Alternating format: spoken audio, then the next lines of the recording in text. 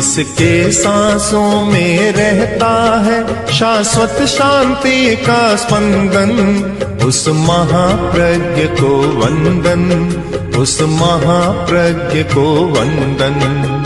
सत्य अहिंसा अनेकांत को अर्पित जिसका तन मन, उस महाप्रज्ञ को वंदन, उस महाप्रज्ञ को वंदन। जिसके सांसों में रहता है शाश्वत शांति का स्पंदन, उस महाप्रज्ञ को वंदन, उस महाप्रज्ञ को वंदन।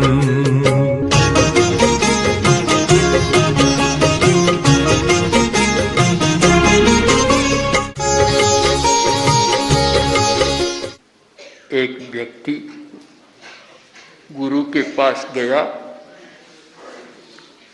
और पूछा कि शांति क्या चीज है। सब लोग शांति की चाह करते, कहते हैं शांति शांति, आखिर शांति चीज क्या है। जब कोई प्रश्न होता है और व्याख्या अपेक्षित होती है तो फिर घटना नहीं वाणी सामने आ जाती है। शांति क्या है? गुरु ने कहा कि वह सामने जो भीड़ दिखाई दे रही है वहां जाकर एक बार आओ, फिर उत्तर दूंगा। वह गया,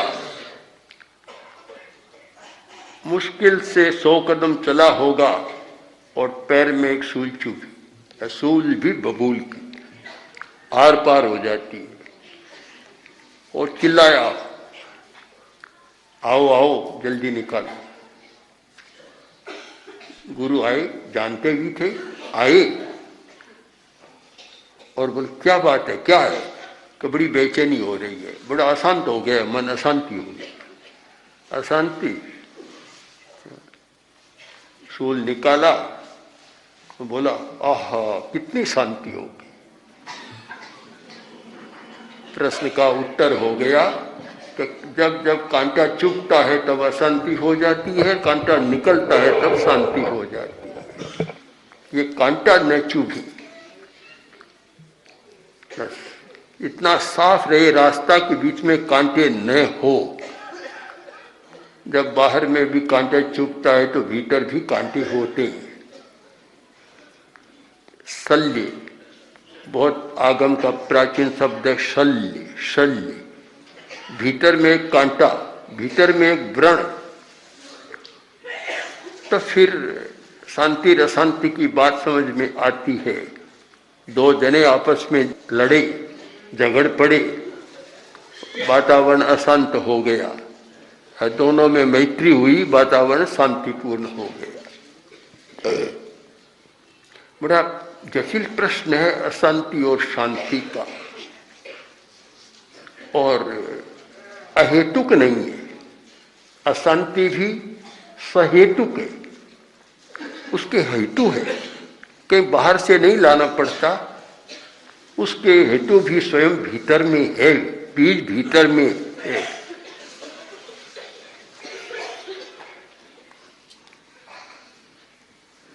कषाय है क्रोध, अहंकार, माया, कपट और लोभ। ये सब के बराबर नहीं होते, संतुलित नहीं होते। अगर ये सब के समान हो तो शायद अशांति शांति जैसा शब्द सामने नहीं आता, शब्दकोश में भी नहीं आता। किंतु इनका तारतम्य, चिंतन का भी एक कोण नहीं, एक रूप नहीं। अगर 1000 व्यक्ति बैठे हैं तो चिंतन का प्रकार भी 1000 तरह का होगा, दृष्टिकोण भी 1000 तरह का होगा। स्वतंत्रता है, विचार की स्वतंत्रता, रुचि की विविधता, कि सबकी रुचि समान नहीं होती, सबका चिंतन भी समान नहीं होता, सबका दृष्टिकोण भी समान नहीं होता। और सबका ग्रहण भी समान नहीं होता। अशांति का बीज है विपरीत अवग्रहण।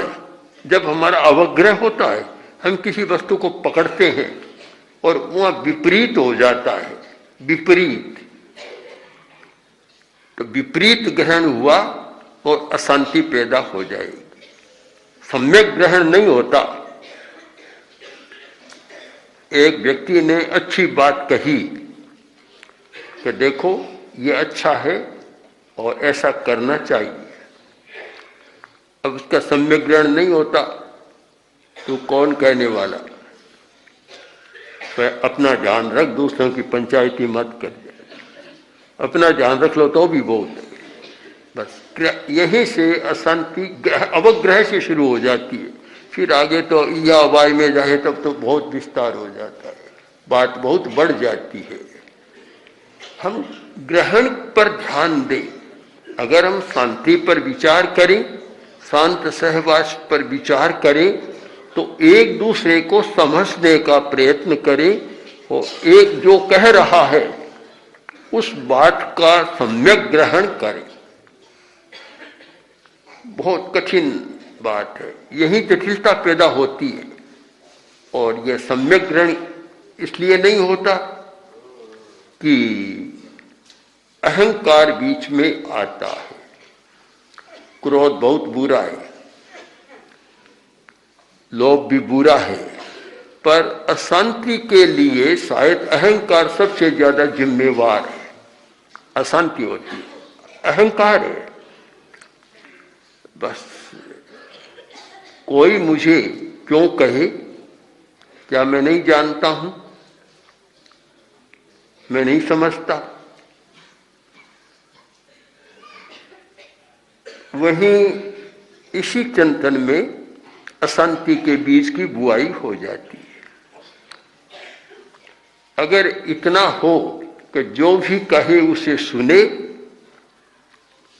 और मौन रहे और उस पर चिंतन शुरू करे कि मुझे क्यों कहा, कहाँ मेरी कोई गलती है, कहाँ कहीं मैं भूल रहा हूं, कहीं कोई रास्ता भटक गया है, ये चिंतन शुरू कर दे तो फिर आगे अशांति को पनपने का मौका ही नहीं मिलता। अशांति अपने आप समाप्त हो जाती है। बड़ा कठिन है, बहुत कठिन काम है। उपवास करना सरल है और अठाई करना उससे भी सरल है, उपवास से भी ज्यादा सरल होता है। मांस खमण की तपस्या करना और ज्यादा सरल काम। सब सरल है, कठिनाई तो उपवास में होती है, फिर तो बाद में तो कठिनाई समाप्त हो जाती है। ये सब सरल है, किंतु दूसरा कोई हित की बात कहे, सीख दे या कोई चेतावनी दे, चेताए, जागरूक बनाए, सावधान करे, उसका सम्यक ग्रहण करना शायद 6 मासी से भी ज्यादा कठिन काम है। 6 महीने की तपस्या कर सकता है, 6 महीने उपवास कर सकता है, और 6 महीने की तपस्या करने वाले को भी कोई बात कहे, बोलने की शक्ति न हो तो भी मन में तो अशांति आ जाएगी, बोल पड़ेगा। विचारों का समीकरण कैसे करें, हमारी ग्रहण शक्ति, अवग्रहण की शक्ति को कैसे विकसित करें। पूरी बात कहता नहीं, उससे पहले ही तर्क शुरू हो जाता है, उसके विपरीत बात आनी शुरू हो जाती है, अशांति शुरू हो जाए। पूरी बात बेचारा कह नहीं पाता, और इसीलिए बहुत बार कहते भी ऐसा कि मेरी पूरी बात सुन तो लो, बाद में कहना। इतना धैर्य भी नहीं रह सकता। बस एक वाक्य का ग्रहण हुआ और लड़ाई शुरू हो जाती। लगता है कि विनम्रता और शांति, इन दोनों का संबंध है। जहां विनम्रता है वह शांति है, जहां विनम्रता नहीं वह शांति नहीं। विनम्रता शांति का बीज, क्षमा नहीं है, पर उतना नहीं है, शक्तिशाली भी नहीं है। क्षमा कर ली, बाहर से नहीं भी बोला, पर मन में इतनी प्रतिक्रिया हो जाती है कि वह प्रतिक्रिया राई को पहाड़ बना देती है, सो मन भार हो जाता है। शांति वह है कि जहां बाहर की घटना की प्रतिक्रिया न हो, और वह विनम्रता से ही संभव है। जिस व्यक्ति में जितनी विनम्रता है, जिसने जितना ज्यादा अहंकार का विलय किया है, वही व्यक्ति शांति से रह सकता है। पति भोजन कर रहा था, बहुत विनम्र था पति, विनम्र स्वभाव का था, भोजन कर रहा था, करते करते आंखों में आंसू आने लगे। पति ने पूछा कि आप क्यों रो रही हैं, क्यों रो रही हैं, आंसू क्यों आ रहे हैं? पति बोला कि खुशी के आंसू है। ये रोने के नहीं, खुशी के आंसू है। किस बात की खुशी? कि आज तूने भोजन बहुत बढ़िया बनाया है। तो बोली तो अच्छी बात है, खुश हो गई कि कुछ और परोसूं, साग व्यंजन, कहनी उससे ज्यादा खुशी बर्दाश्त करने की मुझ में ताकत नहीं, इतनी मिर्चें डाल दी थी। तो बेचारे की आंखों में आंसू आने लगे, और पत्नी ने जब यह कह दिया कि तूने बहुत भोजन बढ़िया बनाया है, तब स्वाभाविक था कि थोड़ा साग और परोस दूं, अब इससे ज्यादा खुशी बर्दाश्त करने की मुझ में ताकत नहीं। बात तो कह दी, पर कहने का भी एक तरीका होता है। कहने का तरीका और ग्रहण का तरीका, ये दोनों अगर स्वस्थ हो जाएं तो फिर अशांति का कोई प्रश्न ही नहीं है। अशांति किस बात की? कोई अशांति घटना से नहीं होती, कहने का प्रकार और ग्रहण करने का प्रकार, अगर ये दो हमारे स्वस्थ हो जाएं तो फिर शांति है। कहने वाला तो ऐसे कहता है कि सुनने वाला भला हो तो भी उद्दंड हो जाता है। बहुत महत्वपूर्ण बात है, हम कहने की कला सीखें कि किस बात को कैसे कहें। काम भी होता है और बात भी ठीक बनती है। बहुत बड़ी कला है कहने की कला। पहली बात तो है कि दूसरे को सुझाव क्यों दो, सीख क्यों दो, कोई जरूरत नहीं है, क्यों दो? अगर लगे कि जरूरत है तो फिर कहने का तरीका सीखो। अगर बया ठीक ढंग से कहती तो बंदर को गुस्सा नहीं आता और बया का घोंसला तोड़ा नहीं जाता। ठीक ढंग से नहीं कहा, सीधी चोट कर दी। किसी भी व्यक्ति को सुधार न हो तो सीधी चोट मत करो।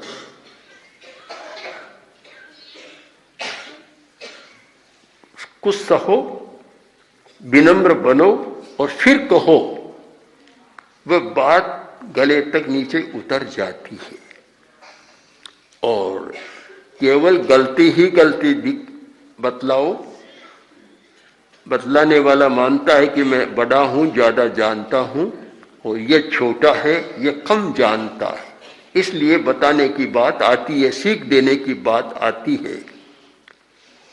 बड़े लोगों ने छोटों को सीख दी है, पर छोटों ने बड़ों को सीख दी है, बहुत कम मिलता है। तो क्या बड़े परिपूर्ण हैं? क्या भीतराग हैं? क्या बड़ों से कोई भूल नहीं होती? क्या बड़ों से कोई प्रमाद नहीं होता?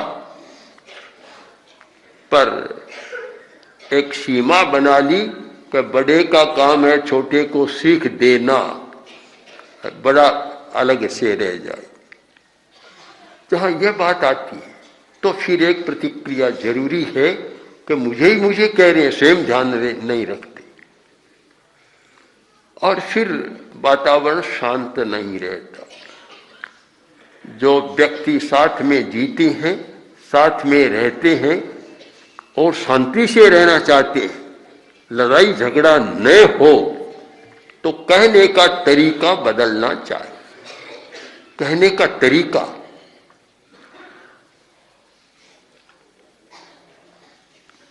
पति टॉर्च जलाकर इधर उधर घूम रहा था, पत्नी रूठी हुई थी, बोल नहीं रही थी बहुत दिनों से। तो जब बार बार वह इधर टॉर्च जलाकर देखता है, घूम रहा है, उससे रहा नहीं गया, पत्नी से बोली क्या देख रहे हो? बस कुछ नहीं, तेरी आवाज कोई देख रहा था, बस बात पूरी। कहने का तरीका बहुत आवश्यक है।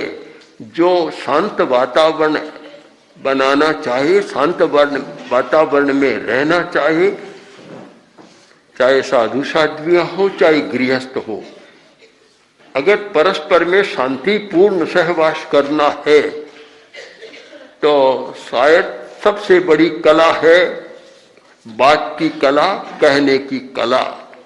कैसे बोलना चाहिए, कैसे बात करनी चाहिए, कहां से बात शुरू करनी चाहिए, एक बहुत बड़ी कला है। अगर ये हम सीख जाएं तो शायद अशांति का बहुत बड़ा कारण समाप्त हो जाता है। और हम इस बात पर भी ध्यान दें कि बड़ी घटना को लेकर कोई अशांति नहीं होती। अशांति ज्यादा निर्भर है बोलने पर और सुनने पर, ग्रहण करने पर। यानी जहां वाणी का आदान प्रदान होता है, एक आदमी बोलता है, दूसरा सुनता है, फिर सामने वाला बोलता है और वह सुनता है। बस शांति अशांति का रहस्य खोजना हो तो वाणी में खोज लो।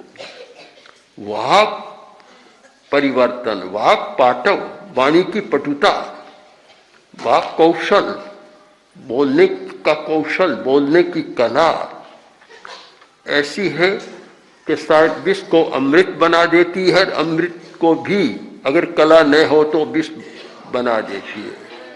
हम ये सीखें, बहुत आवश्यक है। तो हमारी सहिष्णुता और विनम्रता, ये दो इतने बड़े तत्व हैं कि शांतिपूर्ण सहवास हो सकता है। मैं मानता हूं सहिष्णुता की बात भी 2 नंबर आ जाएगी। सबसे पहली बात है वाक, वाणी। हम कैसे सहन करें दूसरे की बात को।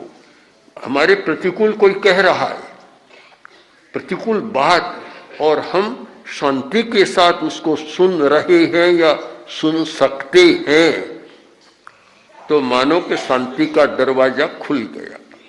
अगर इतनी ताकत पैदा हो गई तो हर बात को हम शांति और धैर्य के साथ सुन सकते हैं और प्रतिक्रिया भी भीतर में न करें, तो शांति की बात बहुत कठिन काम है। दूसरा कुछ भी कहे, एक शब्द कहता, इतने में तो 10 शब्द गालियां देने की भीतर में तैयारी हो जाती है, भयंकर प्रतिक्रिया हो जाती है। बहुत आवश्यक विषय है वर्तमान युग के लिए। आज सहन करने की शक्ति तो कम है ही, किंतु कहने की कला का भी विकास नहीं है। हमें ऐसा विकास करना चाहिए कि जिससे कटु से कटु कोई बात कहे तो हम शांति के साथ उसको सुन सकें, आपा न खोए, बोले नहीं और सम्यक ग्रहण करें। अगर सम्यक ग्रहण है तो प्रतिकूल बात का समय आने पर खंडन भी किया जा सकता है, प्रतिवाद भी किया जा सकता है। किंतु प्रतिवाद का तो मौका ही नहीं मिलता, पहले ही उबल पड़ते हैं। एक व्यक्ति ने दूसरे के बारे में कहा और पूरी बात नहीं, सुनी सुनाई बात आई तो भी आदमी उबल पड़ता है। और कहने की कला हो तो वशिष्ठ, झगड़ा चल रहा था 2 ऋषियों के बीच में और गए थे तलवार लेकर मारने के लिए, किंतु जब सुना अपनी प्रशंसा सुनी कि परोक्ष में इतनी प्रशंसा कर रही हैं, तो तलवार तो नीचे रख दी और चरणों में जाकर गिर पड़ा। कहते हैं कि सब्ब कला धम्म कलम, धम्म कला सब्ब कलम जय। धर्म की कला सबसे बड़ी कला है और वह सब कलाओं को जीत लेती है। जितनी भी कला सबको जीतती है, किंतु शांतिपूर्ण जीवन जीने के लिए और परस्पर में शांत सहवास करने के लिए अगर सबसे बड़ी कला है तो इसको धर्म की कला कहो, चाहे वह है वाक कला। बोलने की कला का हमारा प्रशिक्षण होना चाहिए। कहना हो तो कैसे कहें, कब कहें, कितना कहें, ये सारी बात सामने है। अनेक बार जो हमारे सामने समस्या आती है कि भी ऐसा क्यों हुआ, कि क्या करें। एक बार कह दी 10 बार कहती चली जाती, उसी बात को दिन में 10 बार कहते हैं, तब फिर प्रतिक्रिया हो जाती है। कितना कहें, कितनी बार कहें।